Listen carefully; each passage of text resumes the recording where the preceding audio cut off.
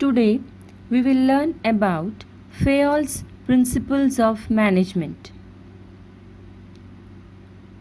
Taylor devised scientific principles of management applicable to factory administration, whereas Fayol developed principles of management applicable to office administration. Fayol, who became the managing director of the company where he joined as an engineer, formulated 14 principles of management based on his management experience. He was known as the father of general management. The first principle of management is division of work. According to this principle, work should be divided into small tasks, and each task is to be performed by a person who is a specialist in that area. This will save the time and energy needed to complete a task and also increase the speed, accuracy, and efficiency of work. According to Fayol, this principle is applicable to both technical and managerial work. Fayol's second principle is authority and responsibility. Authority is the power or right, generally because of rank in office, to issue commands and penalize violations. Responsibility, on the other hand, is the outcome of authority. Fayol proposed that every authority there should be a corresponding responsibility. Then only a person can work effectively and can get efficient results. In the same way, if a person is given a responsibility without an adequate authority, he will not be able to get effective results.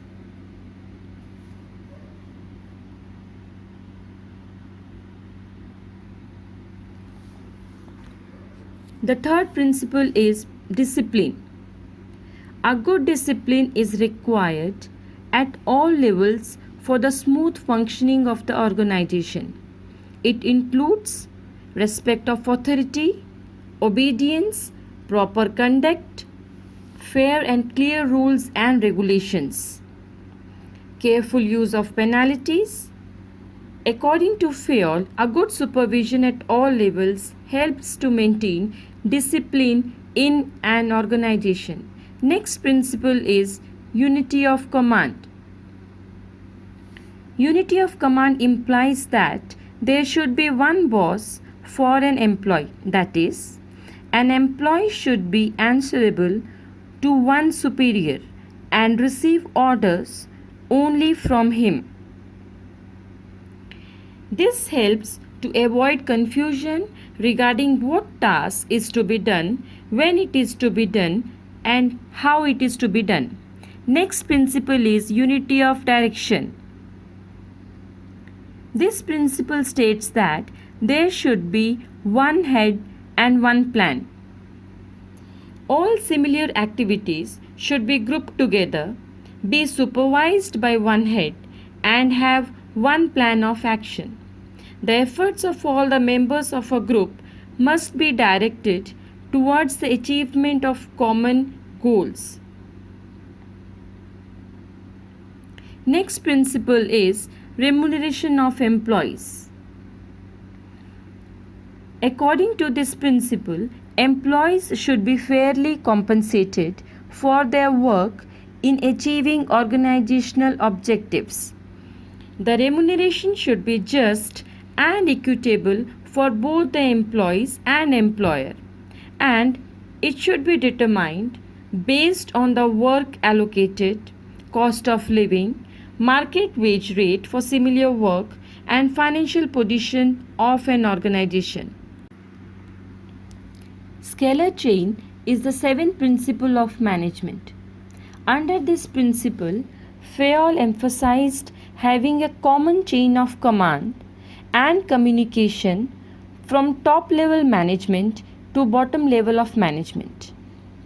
The chain should be strictly followed by all managers and subordinates except in situation of emergency. Such emergency is referred to by Fayol as gangplank. Under gangplank, same levels of managers can talk to each other without following the chain of sequences for any decision making in order to avoid any delay in communication. Next principle is principle of order. This principle stressed only on the orderliness of everything and everyone. This means that everyone working in an organization should be allocated a particular place of work.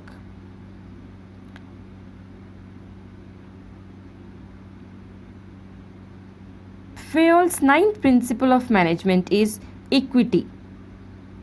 According to this principle, everyone in an organization is equal in the eyes of management. The managers should neither favor any subordinate nor neglect them. They should give them a fair treatment without discriminating on the basis of gender, religion, nationality, and language. This will make employees more dedicated to work. Fayol's 10th principle is principle of initiative. Employees should be allowed to take initiative in work related to matters without being undisciplined. Centralization and decentralization of authority is also very important. That is, there must be a proper balance between centralization and decentralization of authority. Now, what is centralization? Centralization is when top level retains authority of decision making, and decentralization is when there is a delegation of authority at all levels. That is, all the departmental heads are able to take decisions at their own levels. Next principle is subordination of individual interest to general interest. The first and foremost priority is given to the organization's collective good and interest. That means all the decisions are taken keeping in mind the organization's benefit.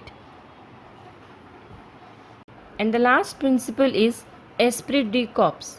Esprit de corps is a French word which means team spirit.